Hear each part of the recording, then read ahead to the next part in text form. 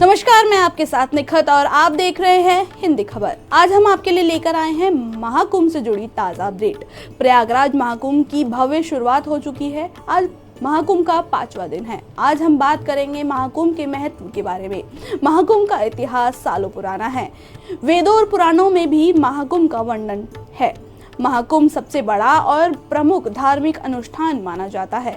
महाकुंभ में दूर दूर से साधु संत शामिल होने के लिए आते हैं। महाकुंभ के दौरान विशेष पूजा अर्चना, यज्ञ और अन्य धार्मिक अनुष्ठान आयोजित किए जाते हैं। महाकुंभ में स्नान करने से व्यक्ति के सभी पाप धुल जाते हैं। इतना ही नहीं, कुंभ में स्नान करने से मोक्ष की प्राप्ति भी होती है। चलिए महाकुंभ में शामिल होने वाले साधु संत से महाकुंभ के महत्व के बारे में जानते हैं। देखिए हमारी एक खास रिपोर्ट। महाकुंभ 2025 की शुरुआत हो चुकी है और ऐसे में प्रयागराज के संगम तट पर कई साधु संत अब यहाँ पर पहुंच चुके हैं और हमारे साथ कुछ साधु संत हैं बात करने के लिए। हम उनसे जानेंगे कि आखिर महाकुंभ का क्या महत्व होता है। महाराज जी, बहुत बहुत स्वागत है। सबसे पहले हमें आप ये समझाइए कि महाकुंभ का क्या महत्व होता है। देखिए, महाकुंभ एक अति प्राचीन परंपरा है और ये योग बनते हैं। जैसे कि 4 जगहों पे कुंभ लगते हैं, नासिक, उज्जैन, प्रयागराज और हरिद्वार। जैसे कि अभी जो हम कुंभ मेले में हैं, इसका एक योग तो 144 वर्षों पे बना है और एक जो ग्रह के योग होते हैं वो 12 साल में बने हैं।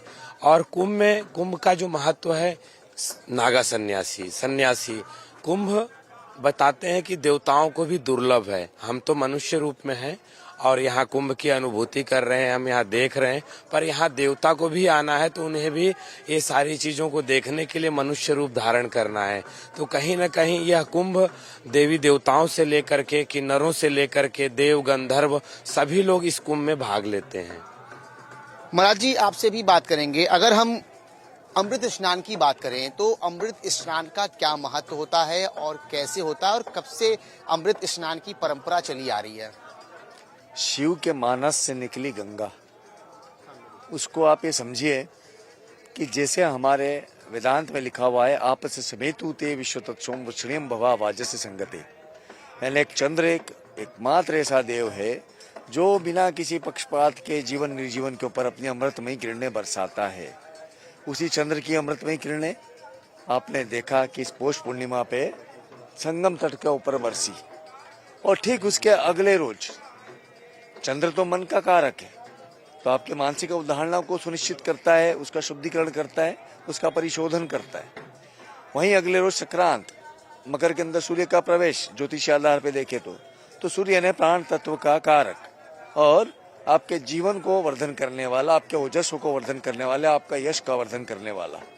तो ऐसे समय के अंदर अगले रोज मकर संक्रांत का स्नान, तो यह संयोग बहुत अपने आप में अभूतपूर्व है।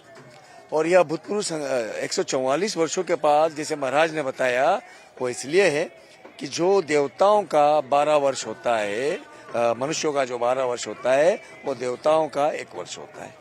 जैसा कि हम सब जानते हैं, महाकुंभ में शामिल होने के लिए दूर दूर से साधु संत आते हैं, लेकिन महाकुंभ में नागा साधु भी दूर दूर से शामिल होने आते हैं।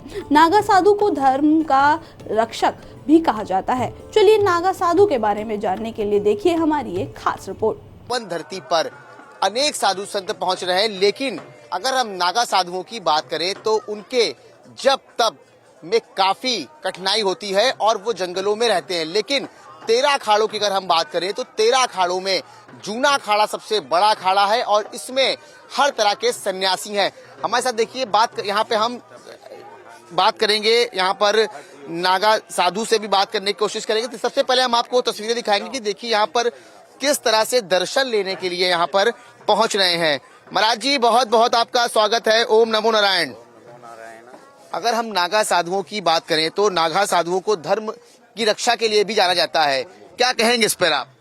नागा साधुओं के धर्म की रक्षा के लिए हमारे श्री आद्य गुरु शंकराचार्य जी ने 4 पीठें बनाई, उत्तर पूर्व पश्चिम दक्षिण 4 मठ बनाए। सभी संप्रदायों को, चारों साधुओं को, गिरिपुरी, भारती, सरस्वतियों को चारों जगह पे नियुक्त किया।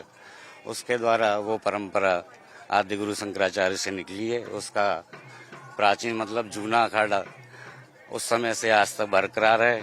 अपना प्राचीन और जो पुरातन और जो संस्कृति है वो उस समय से अभी तक सुचारू रूप से चल रही है जूना अखाड़े में। महाराज जी, अगर हम नागा साधुओं की बात करें तो सामान्य साधु के प्रति उनका जीवन बहुत कठिन होता है, क्योंकि सब ठंड की अगर हम बात करें तो ठंड आप देख रहे हैं किस तरह है, लेकिन आप लोग इस तरह का कठिन जब तप करते हैं उसके पीछे उद्देश्य क्या होता है?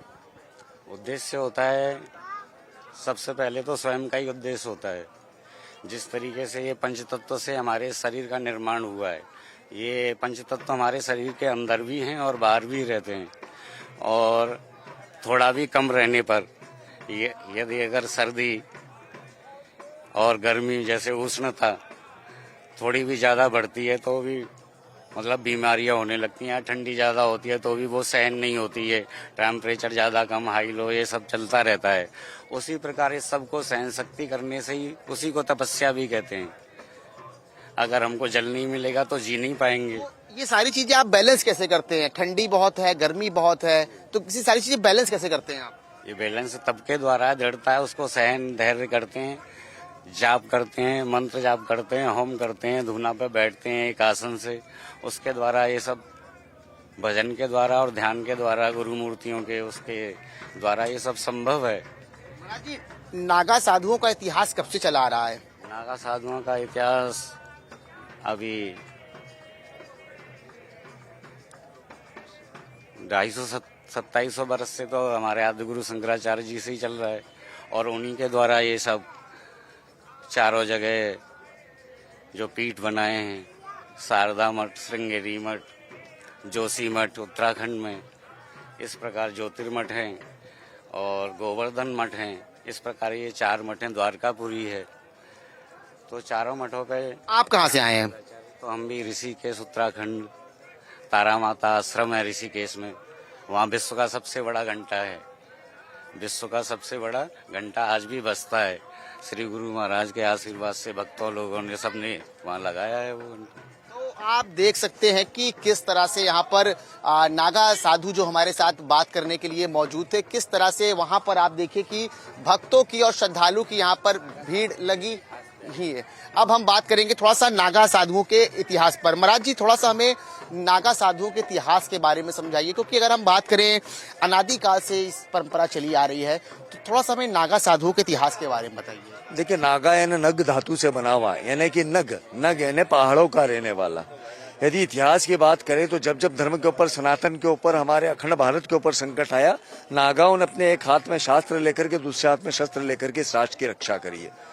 मध्यकाल का आप यदि इतिहास पढ़ लेंगे तो 1780 का जो सन्यासी रेबेलियन है, जिसे सन्यासी क्रांति कहा गया, इस देश के अंदर 565 से ज्यादा राजा थे, किंतु आपस में एकजुटता न होने के कारण मध्यकाल के आक्रांताओं ने हमारे ऊपर कब्जा कर लिया था। उस समय पर नागा साधुओं ने बीड़ा उठाया, मुर्शिदाबाद, अब्धनबाद, मतलब झारखंड से लेकर के तो आप उत्तर भारत कश्मीर तक, और कश्मीर से लेकर के कन्याकुमारी तक, पूरब से लेकर के पश्चिम तक, हर जगह के साधु सन्यासियों ने बिड़ा उठा करके अपने हाथ में शस्त्र लेकर के गुरिल्ला वॉरफेयर जैसा होता है ना, वैसा करा। क्योंकि ये जो नागा है ये एक सेना का सैनिक है, जिसने शरीर को छोड़ दिया, मन को छोड़ दिया, बुद्धि को छोड़ दिया, आत्मा को छोड़ दिया, किसी भी प्रकार का कोई अटैचमेंट नहीं है, न मोह है, न कोई नफरत है, नहीं कोई यश का चिंता, न कोई अपयश की चिंता। तो सबसे ज्यादा मुक्त सैनिक यदि कोई होता है जो कि राष्ट्र की रक्षा करता है तो एक नागा करता है, वो नागा साधु करता है।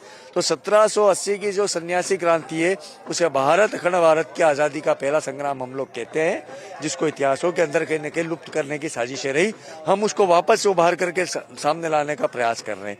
तो नागाओं का योगदान हमारे शस्त्र के संवर्धन में तो है ही, शस्त्र के प्रशिक्षण में तो है ही, जिसके ऊपर हम बात कर रहे हैं ना, आजकल मांग कर रहे हैं कि स्कूल शिक्षा के अंदर हमें सैन्य शिक्षा भी आवश्यक कर दी जाए। वो नागाओं का दिया हुआ सिद्धांत है।